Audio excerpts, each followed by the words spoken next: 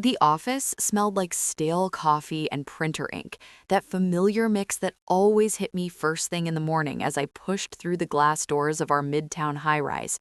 I was juggling my laptop bag and a half-spilled latte, already dreading the team meeting at 9 a.m. sharp. My boss, Karen, yeah, her name was actually Karen, had been riding me hard all week about that quarterly report, and I could feel the tension knotting up in my shoulders.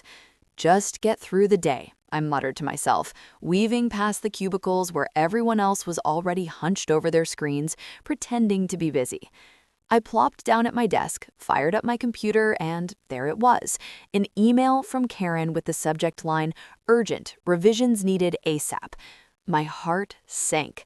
I'd stayed up until 2 a.m. last night fixing the damn thing, triple checking the figures on that sales projection. What now? I opened it and it was just a wall of red-marked comments, nitpicking everything from font size to the way I'd phrased the executive summary. "This lacks impact," she'd written, "redo by noon." Noon? That was in 3 hours.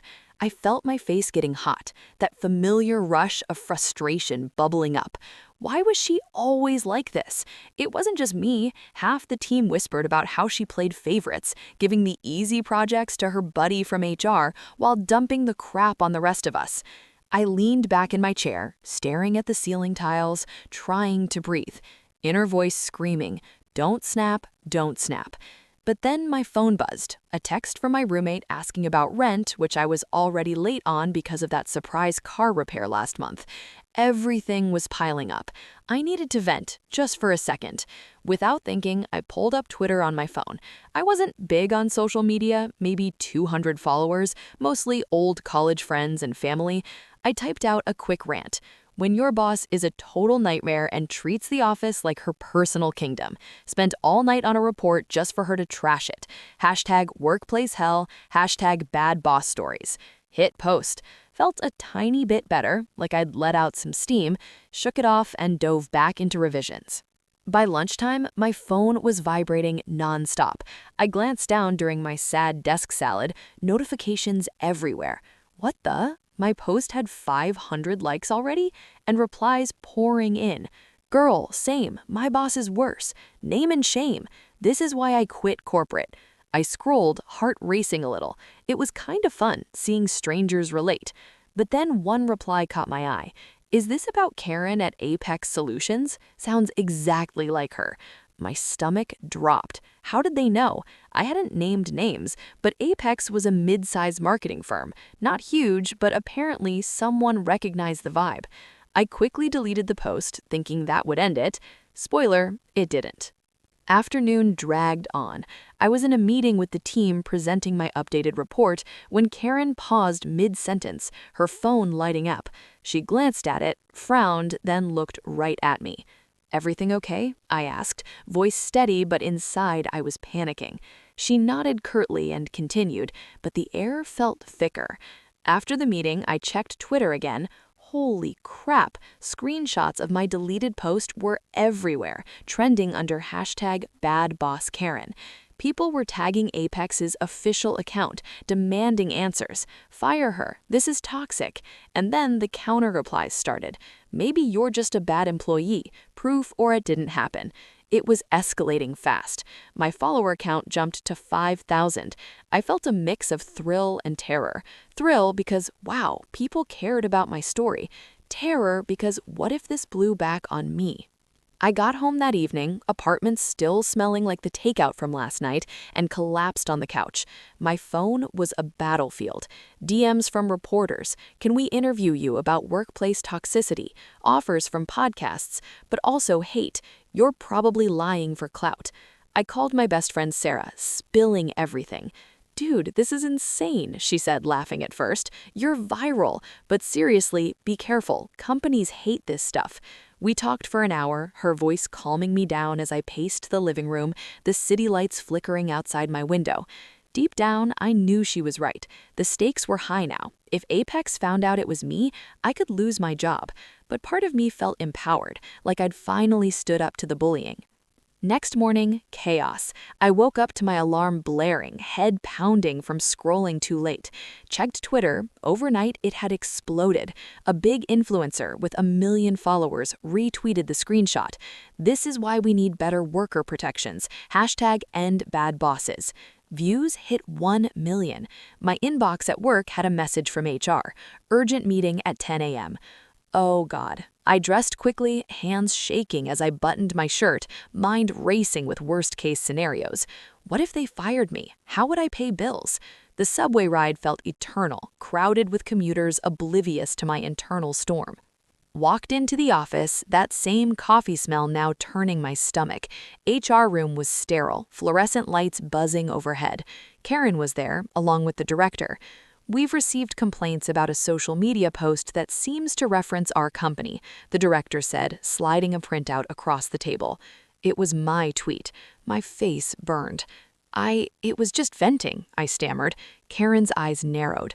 This damages our reputation. You're on probation. Probation? My heart hammered.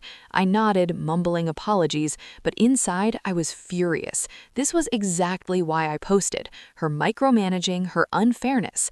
As I left the room, colleagues whispered, avoiding my gaze. The emotional weight hit hard. I felt isolated, like I'd fought back but lost anyway.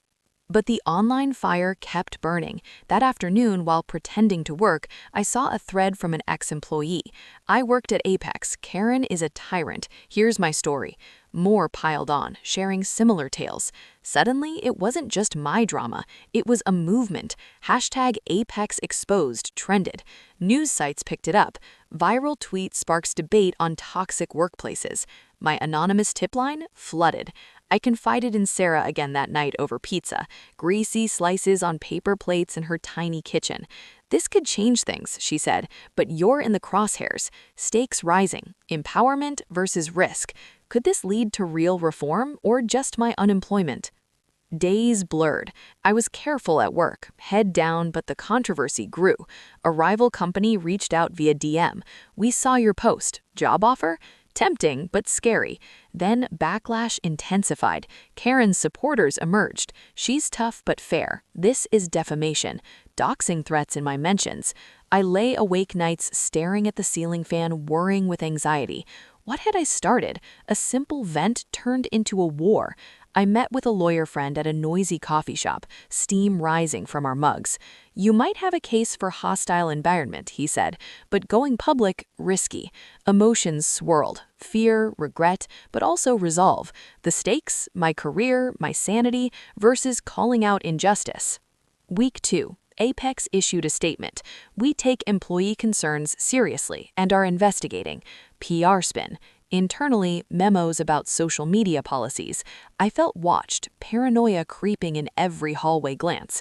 Online, allies rallied. A petition for better management hit 10,000 signatures. I anonymously contributed, fingers flying over my keyboard in the dim light of my bedroom. Thrilling, but exhausting. Called my mom, her voice warm over the phone. Honey, is this worth it? Think about your future. Tears welled. Family worry added layers to the emotional toll. Then, the twist, an insider leak. Emails surfaced showing Karen favoring certain employees, including nepotism hires. Not from me, I swear, but the internet credited my post as the spark. Hashtag Karengate exploded. Views on related posts, 50 million. I was invited to a podcast anonymously, voice disguised, spilling more without naming myself. Studio smelled like old leather. The host's questions probed deep. How did it feel starting this? Terrifying but necessary. Post-podcast, my hidden identity felt fragile. Stakes, truth versus safety. Mid-month, confrontation. Karen cornered me in the break room, coffee machine humming. I know it was you, she hissed. You'll regret this. Chills down my spine. I denied but walked away shaking. That night, I decided. Enough hiding. Posted a follow-up thread. It was me. Here's the full story. Detailed the micromanaging, the unfair workloads, with redacted emails as proof.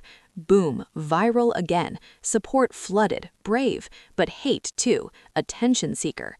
Job offers poured in. I accepted one from a better firm. Emotional high, vindication. But arcs twisted. Karen sued for defamation. Court papers arrived, crisp and official, my hands trembling as I read them on my doorstep. Lawyer fees loomed. Online mob turned fickle. Some sided with her. Two sides to every story. I spiraled, binge-watching shows to distract, but sleep evaded. Sarah dragged me out for walks in the park, leaves crunching underfoot, fresh air clearing my head. "You've got this," she encouraged. Stakes? Legal battle versus justice. Months dragged in legal back and forth, depositions in stuffy rooms, lawyers' voices echoing. I testified, voice steady beside nerves. Online, the story evolved. Documentaries pitched, book deals whispered. Finally, settlement. Apex fired Karen, implemented reforms. I won, but scarred. Emotional closure mixed with exhaustion. Reflecting now, the initial vent changed everything. Career pivot, newfound voice, but the toll? Immense. Reintroducing those stakes, from a simple post to life-altering war, the fear of loss versus the fight for what's right, Shaped me. Drop a comment with your platform of choice, like if you learned something new, repost this post with friends, and subscribe for more social media comments.